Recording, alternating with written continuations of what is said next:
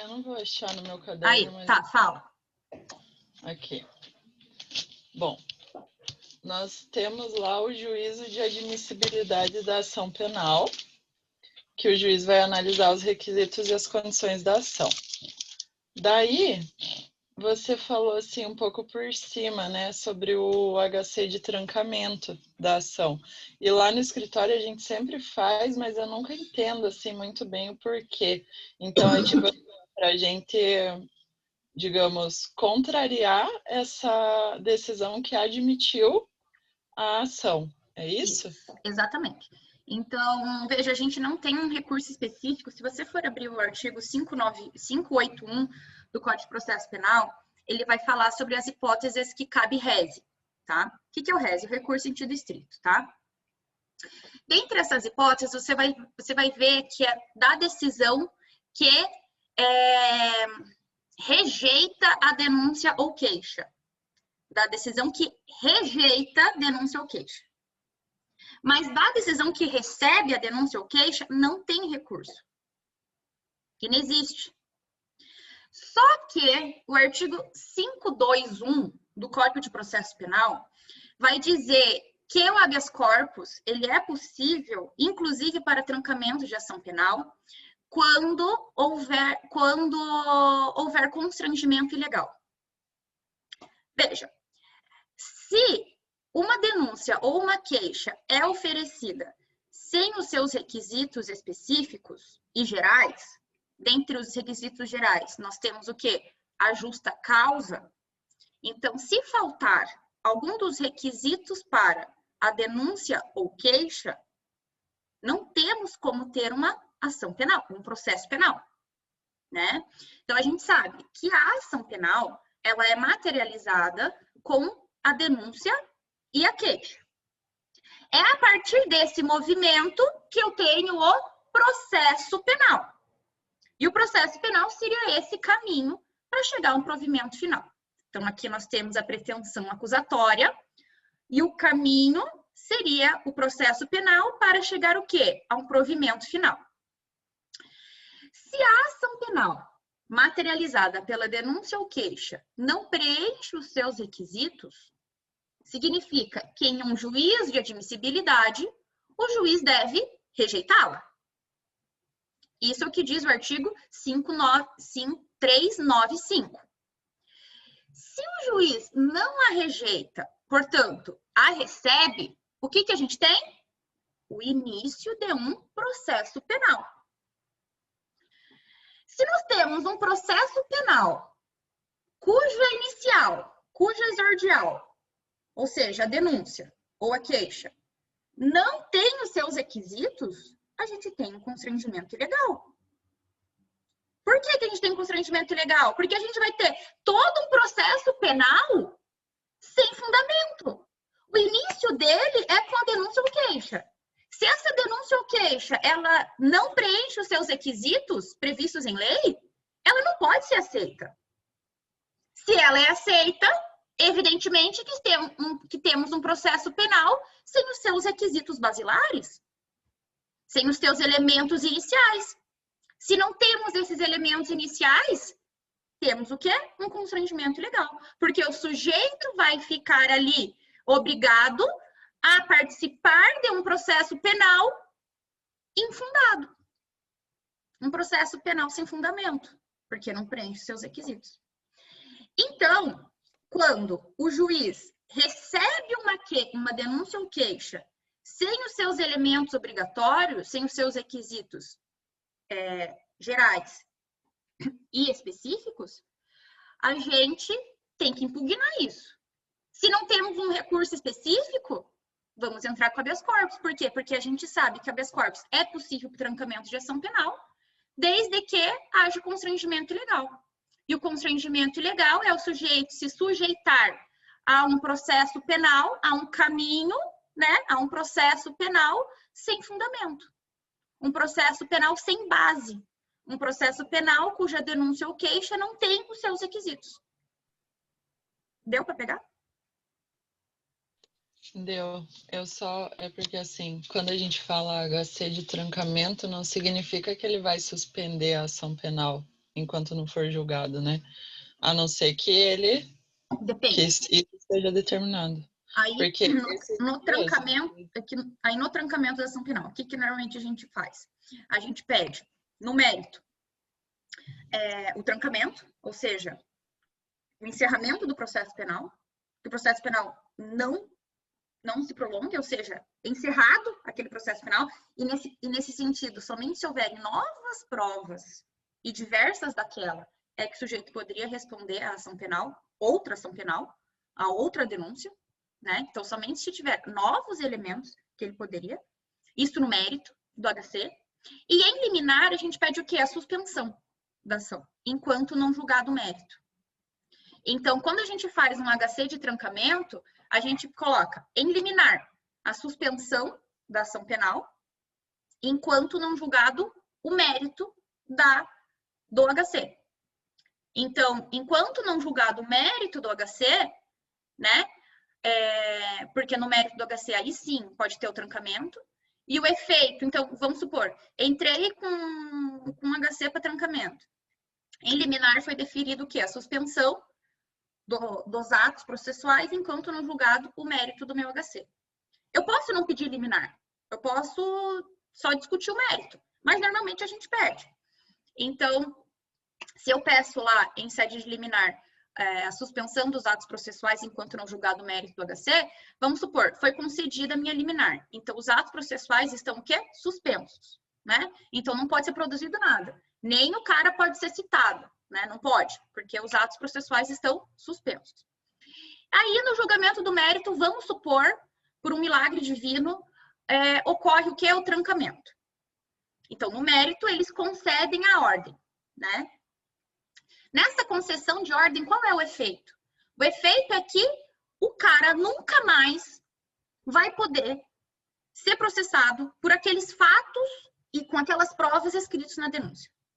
Mas, professora, nunca mais, desde que hajam novas provas para que enseja uma nova denúncia, aí ele pode receber uma nova ação penal. Então, tem que haver uma nova denúncia com novos elementos probatórios para que ele responda a outra ação penal, a outro processo. Aí sim, aí tudo bem. Mas daquela denúncia, ele não pode mais, porque houve trancamento. Entendeu? Entendi. Agora ficou bem claro. Obrigada, prof. Vou ver se eu tenho mais alguma aqui. Acho que eu tinha, mas tenho que procurar, peraí. Então procure. Já temos mais 2 guerreiros. Não.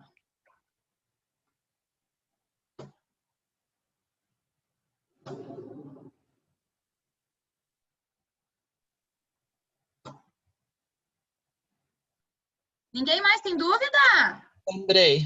Fala. De novo. Os prazos da ação penal pública... Não.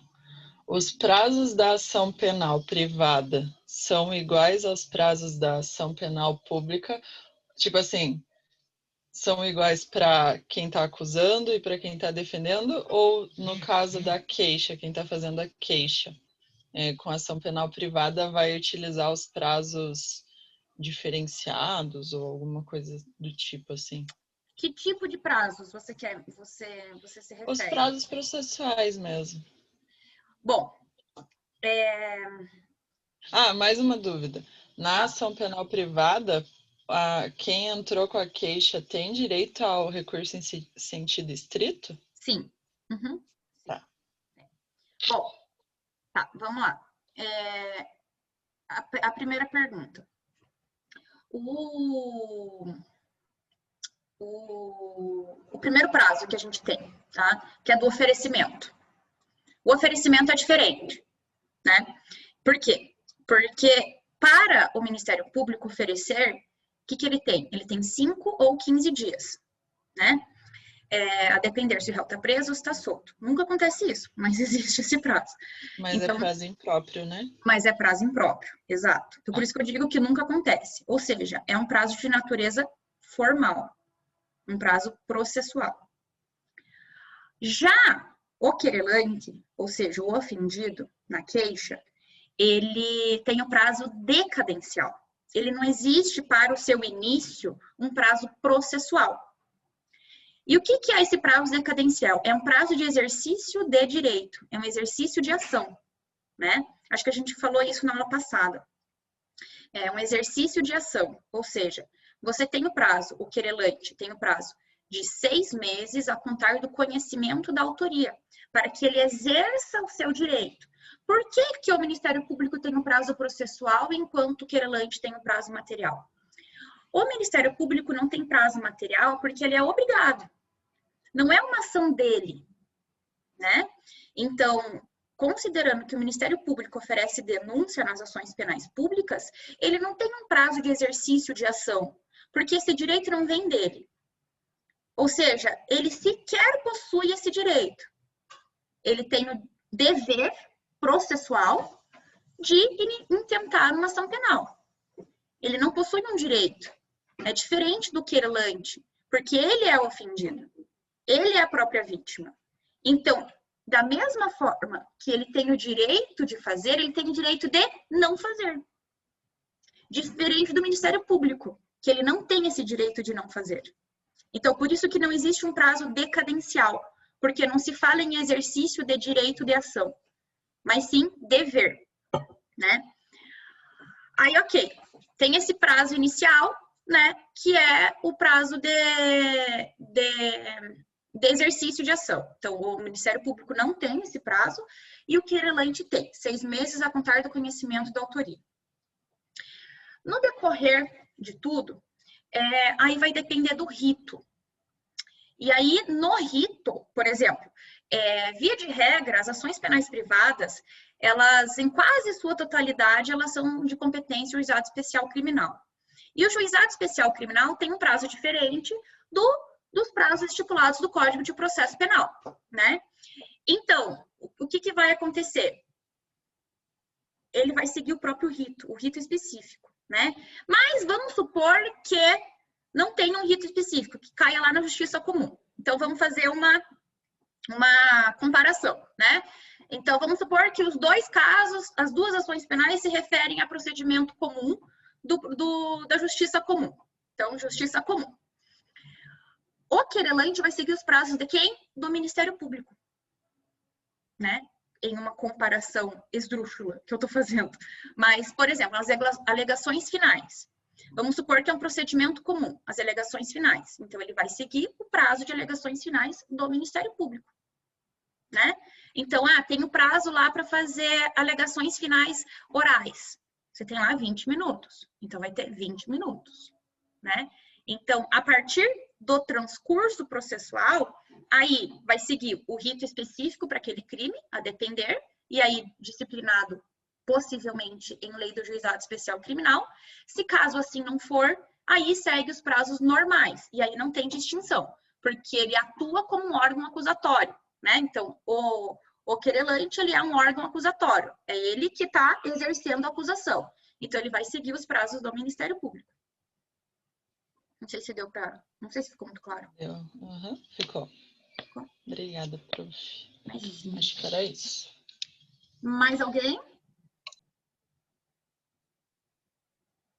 Não? Mais ninguém? Na dica de Tibirica? Não? Então, vamos começar. Então, vou compartilhar aqui minha tela. Sujeitos nós já vimos. Deixa eu me situar, gente. Tô tentando lembrar. Deixa eu me situar, blá, blá, blá, blá. Lembrei. Peraí, alguém fez uma pergunta. Na dica, tá? Deixa eu pegar aqui outro slide. Só um pouquinho.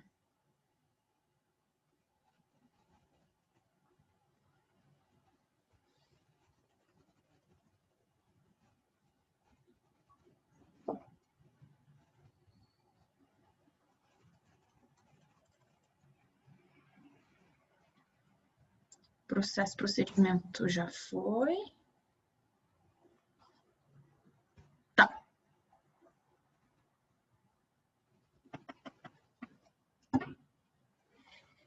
Peraí. Vou pegar minha aguenta.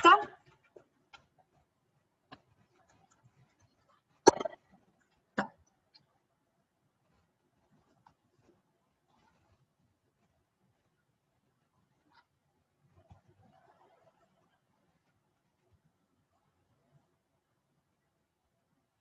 Estão vendo, pessoal?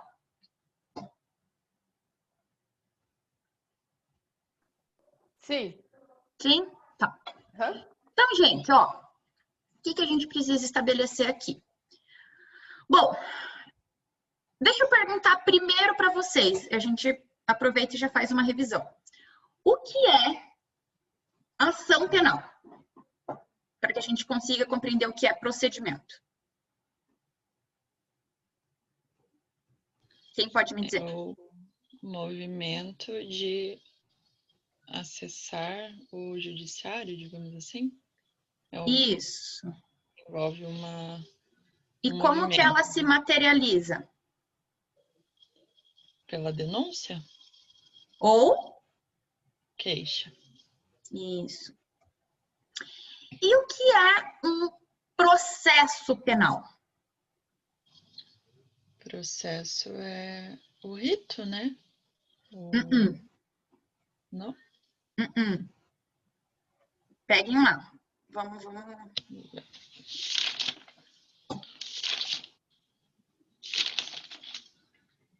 Conjunto de atos para a resolução do caso penal. Isso. Seria o meio? Oi? Falhou alguma coisa? Oi? Aqui minha internet tá horrível. Oi, tá me escutando? Agora tô. Diga. A internet tá muito ruim.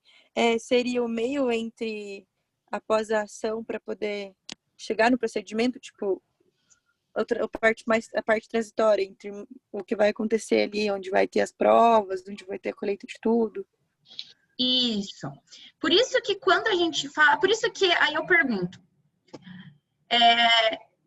Eu digo para o meu estagiário tirar cópia do processo ou dos autos? Autos. Por quê? Porque os autos é a versão física do processo. Isso.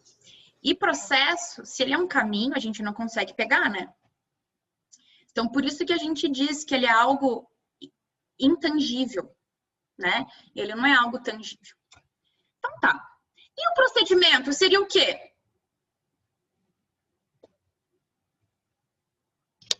O procedimento, sim, seria o rito? Procedimento, sim, seria o rito. Seria a união desses ritos, né? Então, se ele seria a união desses ritos, a gente vai diferenciar esses ritos. Senão, não veria por que a gente falar em diferentes procedimentos, né? Na aula passada, eu dei um exemplo da trilha, né? Então, eu quero fazer uma determinada trilha. Eu começo em determinado local e eu vou terminar lá na minha cachoeira, né? Vamos imaginar que o lugar onde eu começo seria o movimento, que seria a ação penal, o início da ação penal, né? E o que é a ação penal? É pretensão acusatória, né? Então, eu tô no começo, naquele start, e eu sei que eu vou terminar na minha cachoeira. Vamos imaginar que a cachoeira é o provimento final. Esse caminho abstrato, é o meu processo. E eu sei que para chegar na minha cachoeira, eu vou ter diferentes caminhos. Ou seja, eu vou ter um caminho mais curto, um caminho mais longo, e eu vou ter um caminho com mais curvas, digamos assim. Todos vão chegar no mesmo resultado, que é o que é o provimento final. E a diferença desses caminhos seriam os meus procedimentos. Porque nesses procedimentos eu vou ter um conjunto de coisas. Quais que são esses conjuntos de coisas? Eu vou ter uma pedra, vou ter um graveto, vou ter uma árvore. E em cada caminho eu tenho mais árvores, ou mais pedras, ou mais grama. Então, embora eles tenham os mesmos componentes, ou seja, pedra, areia e graveto, sei lá, a diferença vai ser a maneira como eles estão alojados em cada caminho. Então, pensem que o procedimento, ele vai ser o caminho diverso para chegar a um procedimento final, a um provimento final. E esses caminhos, eles são diferentes porque cada tipo penal, alguns tipos penais, um conjunto de tipos penais, eles vão se diferenciar em razão de sua complexidade. Então, há casos em que eu preciso ter um caminho mais longo. Por quê? Porque eu preciso de mais elementos, eu preciso que os atos demorem mais para acontecer, porque são casos teoricamente mais complexos. São crimes que envolvem talvez uma maior complexidade. Há casos que não são tão complexos, em que o crime em si envolve menos complexidade, seja da própria leitura do tipo, quanto do acervo probatório. Então, posso ter um caminho mais curto. E eu posso ter um caminho simplesmente diferente, em que eu preciso, talvez, ter um mecanismo mais consensual, talvez, né? E, nesse sentido, eu posso ter um outro tipo de procedimento. Então, os procedimentos, via de regra, eles vão ser divididos em dois, de acordo com o artigo 394. Eles podem ser comum ou especial. Ou seja, a gente pode ter um rito extremamente especial, em que o próprio tipo penal vai prever formas de desencadeamento dos atos processuais, que é o caso do artigo 514 do Código de Processo Penal, que fala sobre o rito dos funcionários públicos. O rito dos funcionários públicos exigem, os crimes que envolvem o funcionário público exigem talvez um mecanismo diferente. Entendeu o legislador dessa forma? Então, ele é um procedimento especial. Tribunal do júri. Tribunal do júri é um procedimento extremamente especial, né? Então, composto de 2 fases, etc, etc. E tem o procedimento que é comum, tá? O procedimento comum, que é a grande parte dos casos. E ele vai se dividir em 3 formas, tá? O ordinário, o sumário e o sumaríssimo, tá? E como que a gente vai fazer?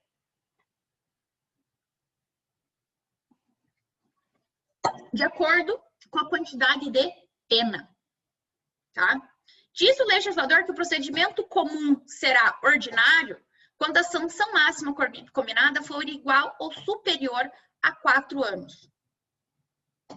Diz o legislador que será sumário quando for inferior a 4 e sumaríssimo quando for crimes de menor potencial ofensivo. O que é crime de menor potencial ofensivo?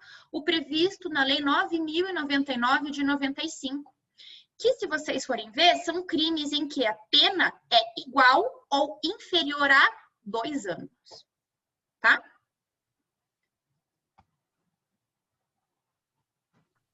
Prof, qual que é o prazo do comum? Desculpa. Oi? Qual que é o do comum? O sumário é inferior a 4. O sumário é inferior a 4. O comum ordinário, todos esses são comuns, tá? A gente tem 2 jeitos. O especial e o comum. Dentro do comum, temos 3 subespécies. O ordinário, sumário e sumaríssimo. O ordinário, igual ou superior a 4. O sumário, inferior a 4. E o sumaríssimo, igual ou inferior a 2. Tá? Então, aqui... Beleza, obrigada. Imagine, então, aqui, nesse slide aqui, eu trouxe algumas espécies, né? Alguns exemplos de procedimentos especiais, tanto no Código de Processo Penal, como previsto em leis especiais. Tá? E por que é especial? Porque está previsto em lei especial? Não. É especial porque ele se diferencia do comum. Ou seja, alguns tipos penais têm atos processuais diferentes. Tá? Então, aqui eu trouxe alguns exemplos aí para vocês. Tá? E aí, relembrando algumas coisas, o MP é obrigado a oferecer denúncia do conhecimento de um crime? Bom, havia-se uma discussão a respeito da obrigatoriedade da ação penal e a questão da independência funcional. Vocês sabem muito bem que quando o Ministério Público recebe o inquérito, ele tem três opções, né? Ele tem, quais são as opções? Eu esqueci quais são. Alguém me lembra? Oferecer a denúncia. Uhum. Acho que a outra é determinar o arquivamento, né? Requerer o arquivamento Do inquérito. do inquérito. E a terceira deve ser oferecer uma NPP. Ah, você pegou a mais difícil, são 4, na verdade. E a outra é requisitar novas diligências. Eu nem tinha contado com a NPP, mas você foi além. Parabéns. Então, o que, E a outra né? é requisitar a outra é requisitar novas diligências. Tá? Tá bom. Então, a gente sabe que são essas as condutas que o Ministério Público pode fazer quando ele recebe os autos do inquérito policial, né? Ou simplesmente sem inquérito, que a gente sabe que o inquérito não é obrigatório, tá? Há quem diga, todavia, inclusive um grande promotor que nós temos, que é o Jackson Zílio, que ele diz que o Ministério Público não é obrigado a oferecer denúncia, em razão da independência funcional, tá? Infelizmente, não é o que prevalece. Infelizmente, a gente entende, a maior parte vai entender que o Ministério Público, tendo o inquérito com todos os seus elementos, ou tendo o fato já com tipicidade aparente, punibilidade concreta e justa causa, tendo todos esses elementos, ele seria obrigado a oferecer a denúncia, tá? Oferecimento da denúncia, artigo 46. Então, ele vai ter 5 dias ou 15 dias quando ele recebe os autos de inquérito. Tá? Ok. Oferecida a denúncia ou queixa, o que tem que fazer o juiz? Fazer o juízo de admissibilidade. É o próximo ato. Então, nesse juízo de admissibilidade, o que ele tem que fazer? Analisar o quê? As hipóteses para seu recebimento ou rejeição. E o artigo 395 vai dizer que ele deve receber a denúncia apta. Eu estou falando ao contrário senso, porque ele diz que não a rejeitará, salvo se for... O juiz receberá a denúncia salvo se for inepta. Então, ao contrário senso, ele deve recebê-la se ela for apta. E o que é uma denúncia ou queixa apta? Requisitos formais do artigo 41. Requisitos formais do artigo 41. Não confundam, e aqui eu imploro, justa causa com uma denúncia ou queixa inepta. Inépcia é uma coisa, justa causa é outra. Inépcia significa não atendimento aos requisitos formais, que é do artigo 41. Justa causa é o suporte probatório mínimo acerca da autoria e materialidade. São coisas bem diferentes. Um se refere a elementos formais e outro a elementos materiais. Um se refere ao próprio conteúdo da causa penal e o outro se refere à maneira como a causa penal é exposta. Prof, a justa causa está em qual artigo? No 395, último inciso. 395. Então, por exemplo, eu quero argumentar lá na minha peça que não há justa causa para o processamento. Eu vou usar o 395, inciso último lá. Não vou falar em inépcia da denúncia. Exatamente. E aí você não há de falar em inépcia. Você está falando em acervo probatório. Daí aqui, por exemplo, eu falo, então, O peticionário tem que ser absolvido em Não, razão da ausência de justa causa ou a denúncia tem que ser rejeitada? a denúncia tem que ser rejeitada. Ah, tá. Mas vou te contar uma novidade muito legal. Muito legal. A ausência de justa causa também leva à absolvição sumária. Mas somente se esse acervo probatório provar se não foi ele que cometeu, ou seja, que foi terceiro, ou simplesmente não tem prova de que foi ninguém, ou que o fato inexistiu. A gente já vai chegar lá, tá? Primeiro fica com essa primeira informação. Via de regra, a justa causa leva a inépcia, leva a rejeição da denúncia, tá? Leva a rejeição. Via de regra, ausência de justa causa leva a rejeição da denúncia. Só para vocês saberem, a rejeição da denúncia faz coisa julgada formal. Ou seja, eventualmente, se houverem novas provas, pode sim ser que nova denúncia ou queixa seja oferecida. Tá? Então, hipóteses do artigo 395, o juiz vai analisar quando do juízo de admissibilidade.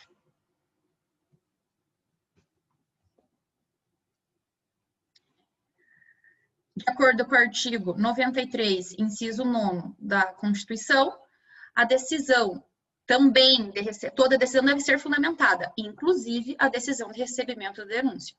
Não pode ser uma decisão tosca, tem que ser uma decisão fundamentada, tá?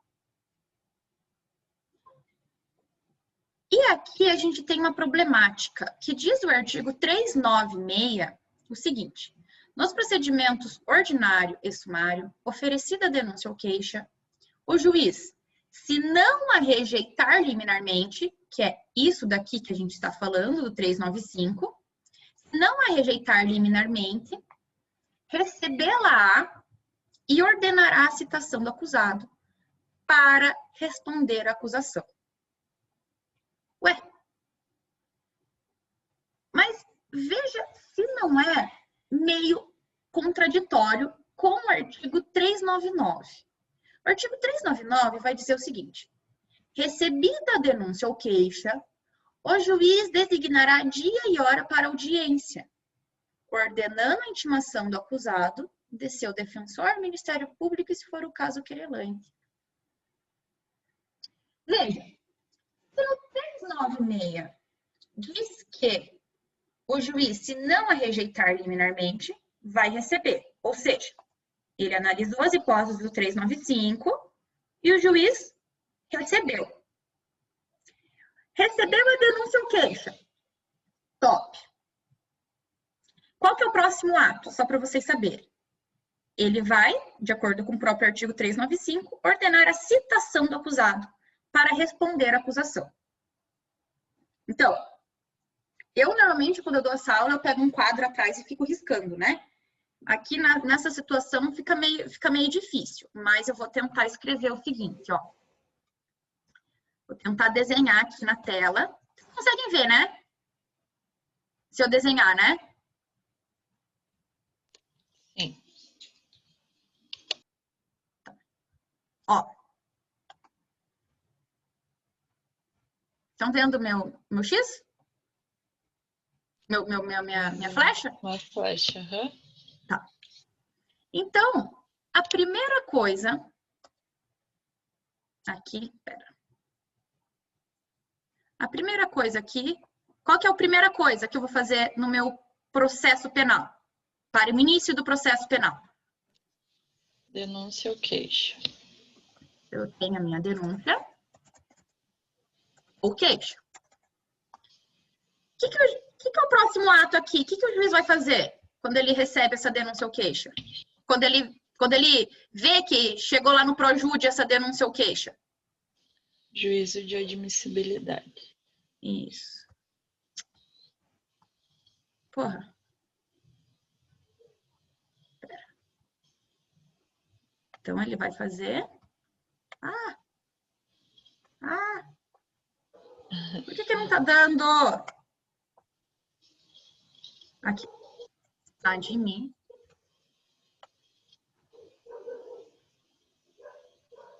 Admissibilidade.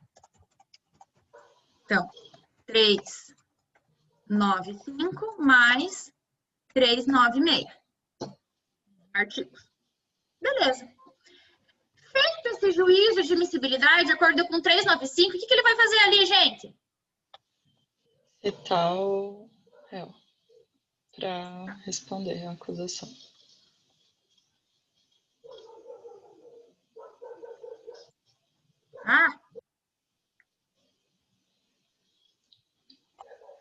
Difícil. Acho mais fácil copiar o outro quadrinho. Eu vou escrever aqui em cima.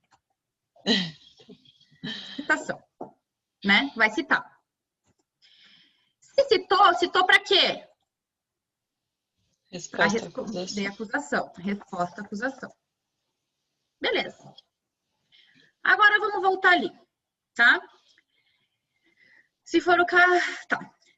E aí, diz o artigo 399 que, recebida a denúncia ou queixa, o juiz designará dia e hora da audiência. Mas não era a citação que ele ia fazer depois de recebida a denúncia ou queixa? Não é Que audiência que é essa? Que audiência que é essa? Veja a falta de racionalidade do legislador quando ele criou esse artigo 399. Então, o que a gente tem que entender desse artigo 399? Duas situações. Ou o legislador simplesmente usou errado esse termo recebida. Por quê? Porque, vamos imaginar, depois da citação, o que o acusado faz? Responde à acusação. Ou seja, até antes da citação, até o primeiro juízo de admissibilidade, o acusado ficou quieto, ele não pôde falar nada. O juiz pegou a queixa e fez o juízo de admissibilidade. Ele até então não fez nada. Até então o acusado ficou quieto. Até então nada disse o acusado.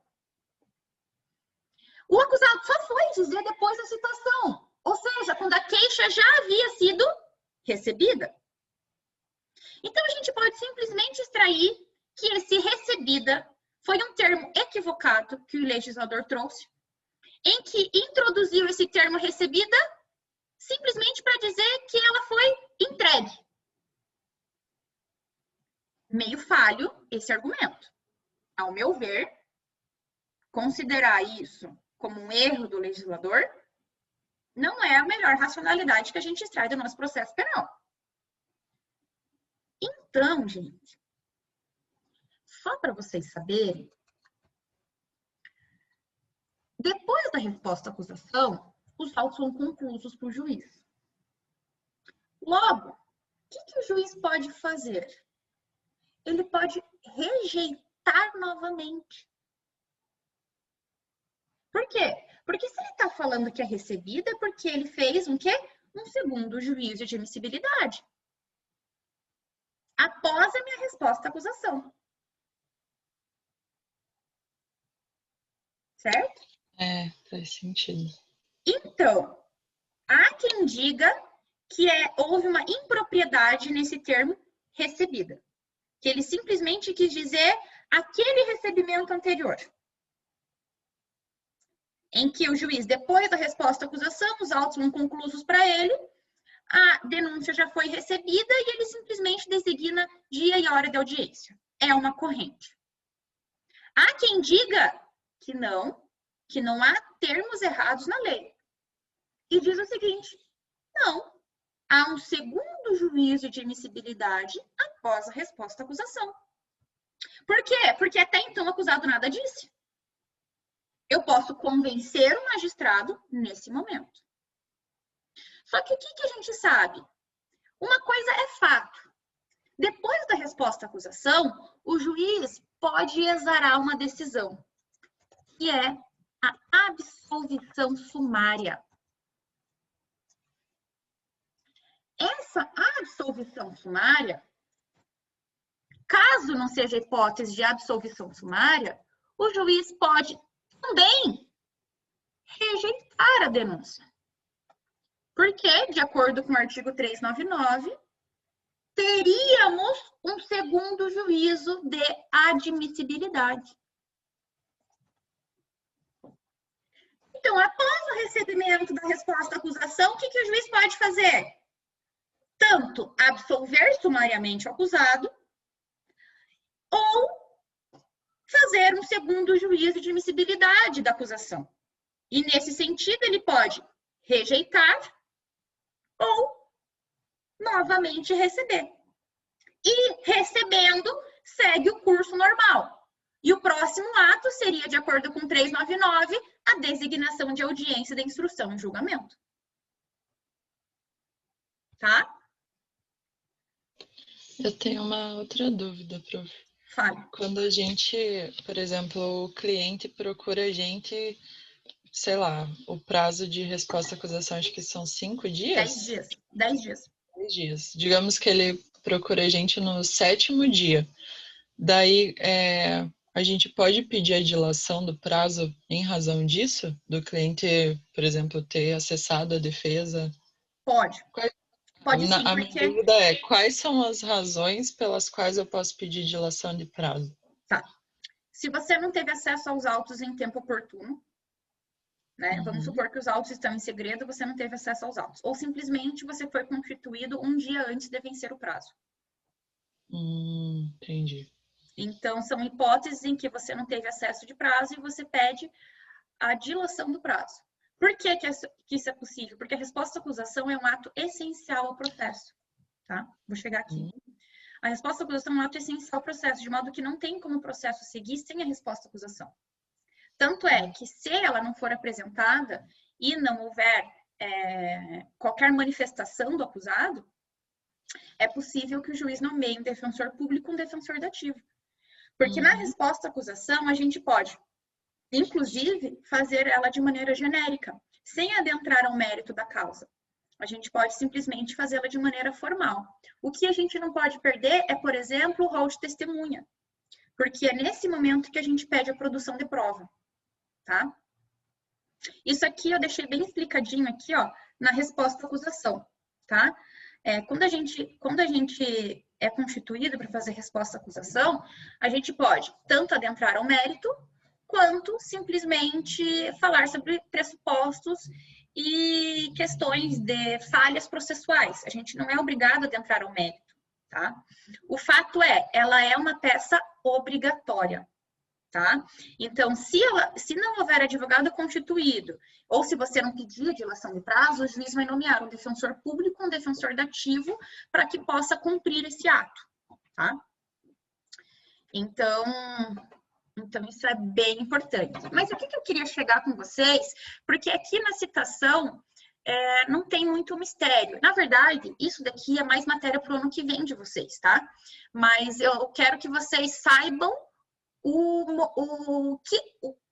digamos assim, os atos processuais. Não necessariamente que vocês saibam os pormenores deles, porque isso é mais matéria para o ano que vem. Mas eu preciso que vocês saibam o movimento processual, tá? Então, gente, feita a resposta à acusação, o que a gente tem? Como eu disse, uma discussão doutrinária, se é possível um segundo juízo de admissibilidade, tá? Mas o fato é que, recebida a resposta à acusação, ou seja, após o cumprimento do 396A, que fala sobre a resposta à acusação, o juiz deverá absolver, e aqui é deverá, aqui não existe discricionalidade, deverá absolver o acusado se preenchida alguma dessas hipóteses. E quais são elas? Existência manifesta de causa excludente da ilicitude do fato. Então, nós temos alguma daquelas causas de excludente de ilicitude lá previstas no Código Penal, tá? Ou causa excludente da culpabilidade, salvo inimputabilidade. Porque na inimputabilidade, acho que vocês viram isso em direito penal, a absolvição, ela é chamada de absolvição imprópria, né? Então, porque fica a cargo de medida de segurança. Então, a inimputabilidade recebe absolvição imprópria e não absolvição sumária, tá? Ou que o fato narrado não constitui crime ou extinta a punibilidade do agente. Veja, aqui a gente não tem causas explícitas de justa causa. Não temos causas explícitas de justa causa. Mas podemos conseguir trazer uma absolvição sumária se a gente conseguir, por exemplo, encaixar que não existe prova do crime. Ou seja, que o fato narrado não constitui crime. E aí, por isso que eu digo que a gente precisa não só de indícios, a gente precisa de mais do que justa causa. A gente precisa de um acervo probatório claro que não foi o cara. Que não existe crime. Tá? Então, por isso que eu digo que a justa causa, ela gera a rejeição da denúncia. Porém, se a gente tem um acervo probatório muito forte, a gente pode tentar encaixar em alguma das hipóteses de absolvição sumária. Mas volto a dizer, é tentar, porque a lei não diz, né? A lei diz que o fato não constitui crime. Né? É isso que diz o artigo, tá? Mas podemos tentar. Professora, mas qual a diferença do resultado de uma rejeição da denúncia e de uma absolvição sumária? Se, depois de oferecida a resposta à acusação, o juiz pode tanto exarar um segundo juízo de admissibilidade como absolver sumariamente, não é a mesma coisa? Se ele rejeitar e absolver sumariamente? Não. São coisas bem distintas. A absolvição sumária gera coisa julgada material. Isso nunca pode ser discutido pelo Ministério Público. Nunca. A absolvição não pode ser discutida.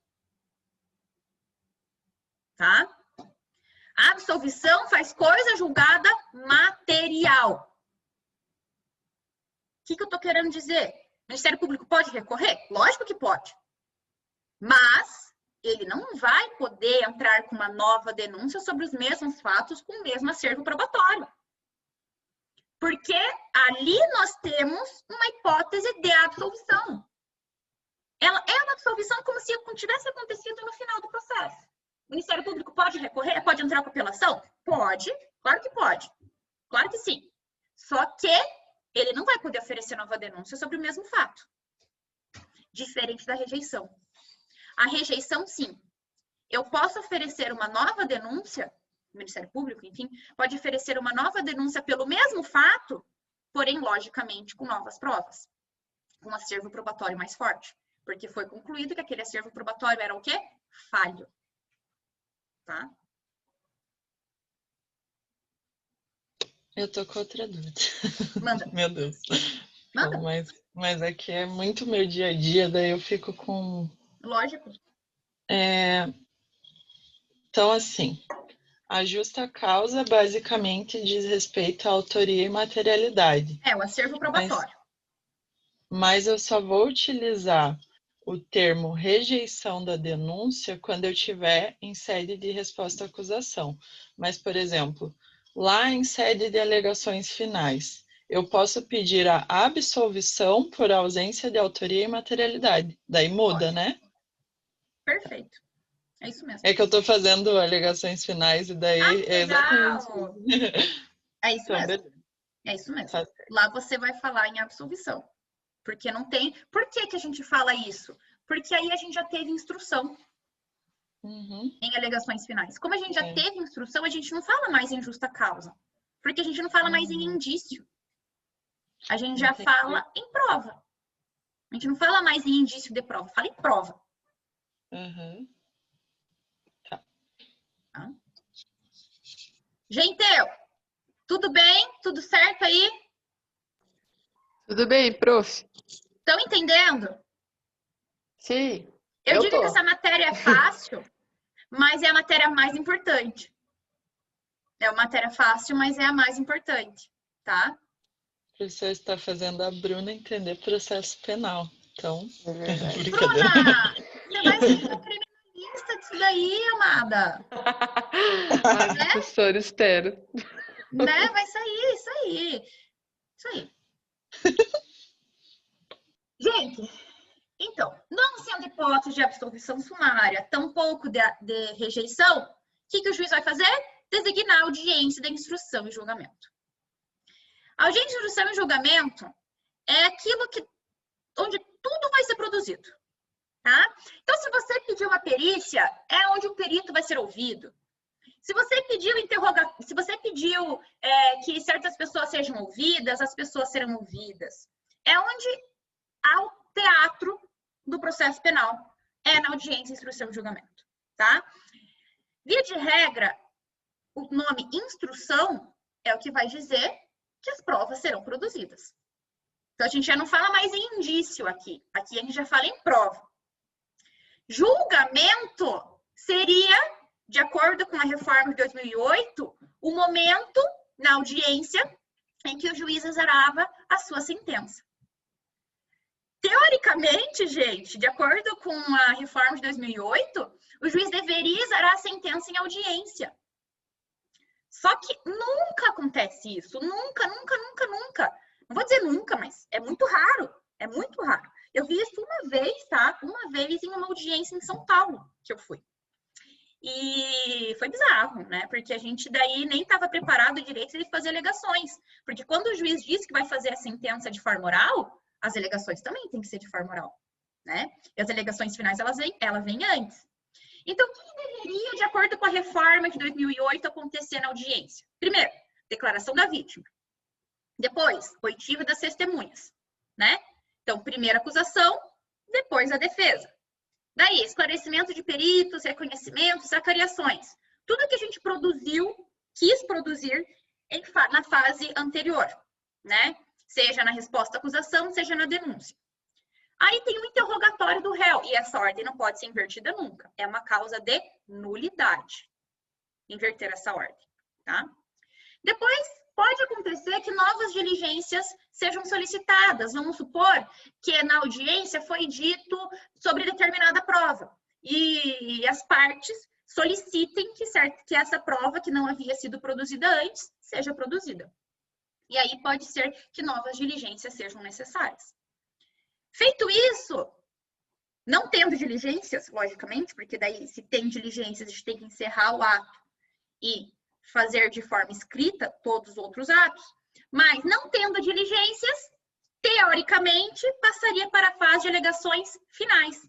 E aí, primeiro da acusação em 20 minutos, depois a defesa em 20 minutos. E, por fim, seria uma sentença oral.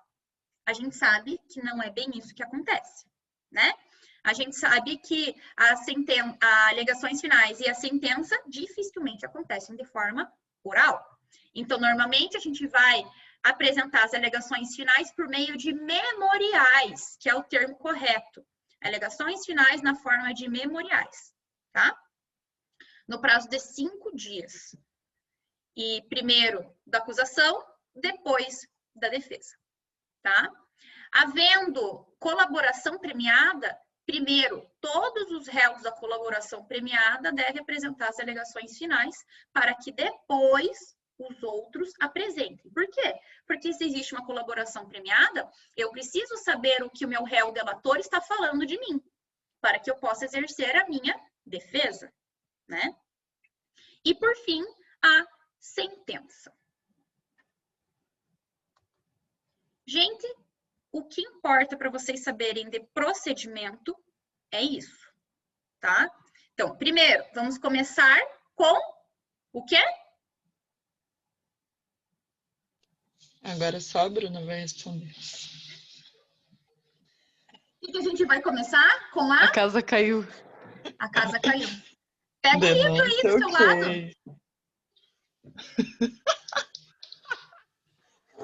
Pega um livro.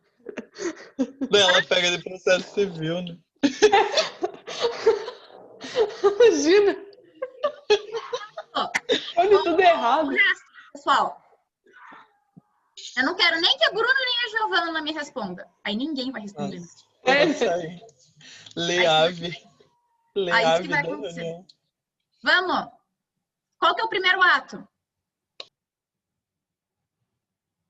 Alguém me falou alguma coisa? Ou foi só impressão? Alguém até saiu. Falou. Alguém falou? O André falou. André, me salva, André. O que o André falou? Não tô conseguindo ver. Ele falou assim, começa com o crime, alguém mata alguém, aí depois disso ele apanha da polícia e tem queixa. Entendi. Tá. Pode ser. E pode realmente acontecer. Mas vamos supor que não aconteceu isso. Vamos supor que a gente tem primeiro uma denúncia e uma queixa. Depois da denúncia e da queixa, o que acontece? Pode falar, vai, Giovana e Bruna, vai. O que eu posso fazer? Ninguém mais quer participar da minha aula. Juízo André, de também, admissibilidade pelo magistrado. Isso, aí depois. A citação. Meu Deus. E Resposta à depois? acusação. É a resposta à depois? acusação. Depois, de novo, outro juízo, né? De Isso. rejeição e tal. E Não, audiência. isso. Ou Ou absolvição sumária? Então, Ou não? sumário. isso. É, né? Não sendo essas hipóteses, o que acontece? Daí é... Agendada a audiência de instrução. Isso. Isso. E daí na audiência, a gente vai fazer o quê? Ter as Produção de provas e Ah, mais. sim. E julgamento. ter as provas e daí o juiz vai falar assim, tem diligência. Abre o prazo para Alegações finais? alegações finais. Alegações finais. Depois de alegações finais, Sentença. Não. É. Yay! é difícil? Não é difícil. Não. É bem fácil. Não é difícil, é fácil. É isso que vai cair, né? É assim, né? É bem assim, né, que vai cair. Agora, Essa foi a prova, né? essa foi a prova. Agora eu preciso falar com vocês uma coisa, tá? Ai, peraí. Deixa eu tirar aqui do share. Tá. A prova vai cair. Ação penal. Então, tudo isso que a gente viu. Vai cair sujeitos processuais, que é aquilo que a gente viu em processo e procedimento. Tá? Quem são os sujeitos do processo?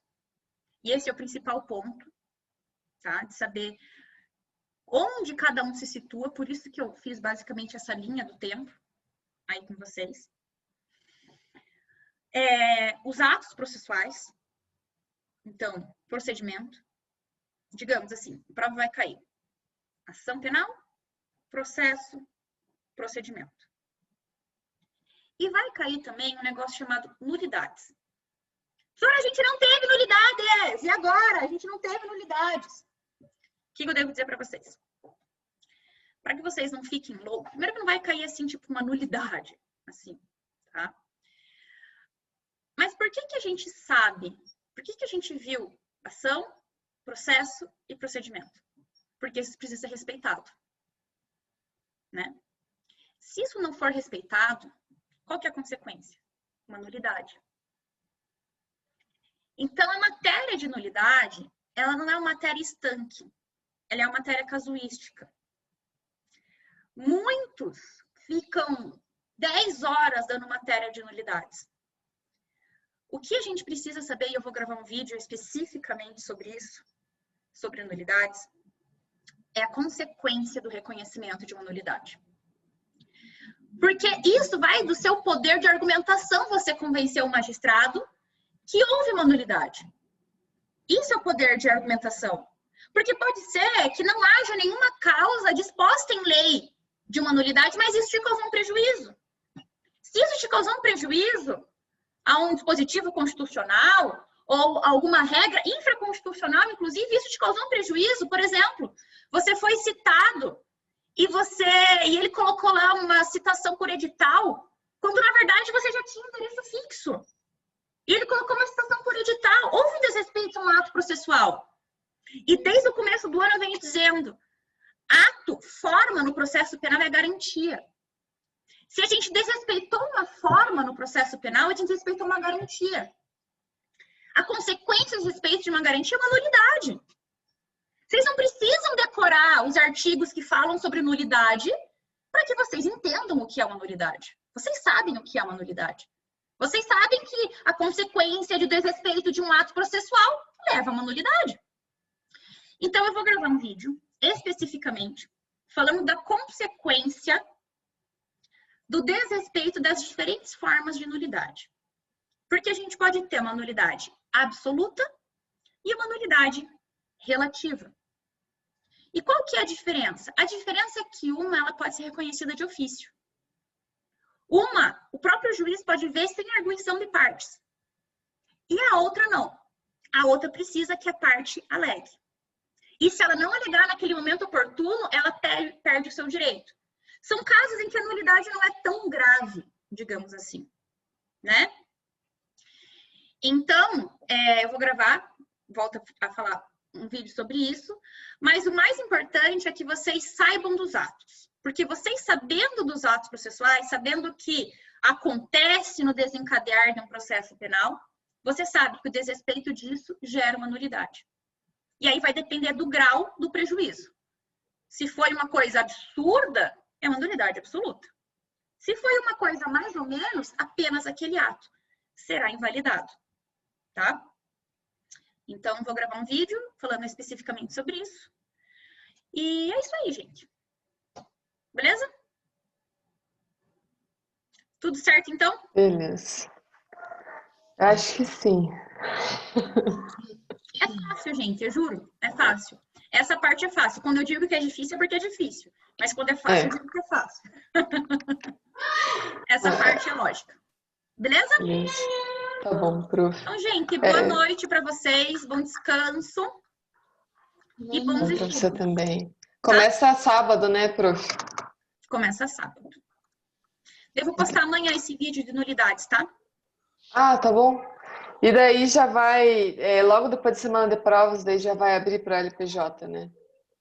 Depois da semana de prova, a gente abre para LPJ. Uhum. Beleza. Exato. Então tá bom. Beleza? Então, gente, beijo pra vocês. Beijo, Tchau, prof. Até mais. Beijinho. Boa noite, bom descanso. Boa noite pra vocês também. Tchau, tchau.